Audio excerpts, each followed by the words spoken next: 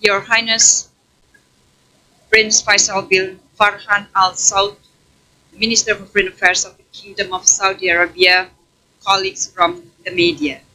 First of all, I would like to once again warmly welcome Your Highness, to Jakarta. Ahlan wa sahlan. Colleagues, today is my third meeting with Prince Faisal in the last 6 months. They show how strong the ties between the two countries. Saudi Arabia is one of Indonesia's strategic partners in the Middle East. Saudi Arabia is the largest trading partner for Indonesia in the Middle East.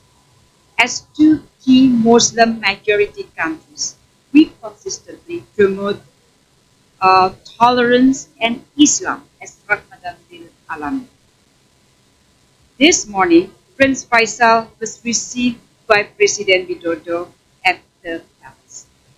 Colleagues from the media, during my meeting with Prince Faisal, both of us touched upon several bilateral issues as well as regional and international issues. First, on economic cooperation. Despite the pandemic, we experienced an increased trade value in 2021 by more than 40% and reached US $5.5 billion. This positive trend continues to grow in the first quarter of 2022. To further boost our bilateral trade and make it more balanced, we also discuss more access to Indonesian commodities, especially passenger car, palm oil, processed fish, and poultry, and explore bilateral trade potential. On the investment, it is something that also discussed with the President. We agreed to promote stronger collaboration between Saudi Public Investment Fund and the Indonesia Investment Authority. And I do hope that we can expedite the implementation of all plans for investment. Our President also mentioned, Your Highness, about the solar power plant project in Indonesia, the lithium battery industry, hydropower, and phasing out coal-fired power plants. Second, we discussed about Hajj pilgrimage. I appreciate the large Hajj quota for Indonesia this year, as many as 151 pilgrims. This is the largest number given to foreign pilgrims, and I wish Saudi offers in the conduct of pilgrimage in 2022. And since there has been no pilgrimage for the last couple of years due to the pandemic, we do hope that this quota may be increased in the coming years. And then third, on the people's mobility during the pandemic, I convey my welcomes and appreciation on the decision of the Saudi authority to lift the travel ban for Saudi nationals visiting Indonesia. This policy corresponds with the actual pandemic situation in Indonesia, and I shared to Prince Faisal that Indonesia received appreciation from many, including from the United Nations, on her management of COVID-19. Colleagues, we discussed several international issues, including the situation in Ukraine and G20 presidency. On Ukraine, we once again reaffirm how crucial it is to respect the principle of sovereignty and territorial integrity. It is obvious that now we face negative impacts of this conflict, especially on food and energy. We agree that every country has responsibility to create enabling environment to give peaceful resolution a chance to succeed. On G20, we appreciate the continued support of Saudi toward Indonesia G20 presidency. We share the views on the importance of preserving G20 as a catalyst for global economic recovery. And we have to work together to make G20 delivers. I appreciate Prince Faisal's commitment to attend the G20 Foreign Ministers meeting next month in Bali. And of course, looking forward to welcoming your the leaders of Saudi Arabia at the G20 summit. And finally, we discussed about the candidacy of Saudi Arabia to host World Expo 2030, and Indonesia renders its support to this candidacy.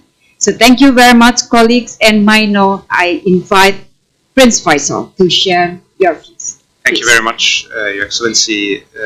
Greetings, good afternoon, everyone.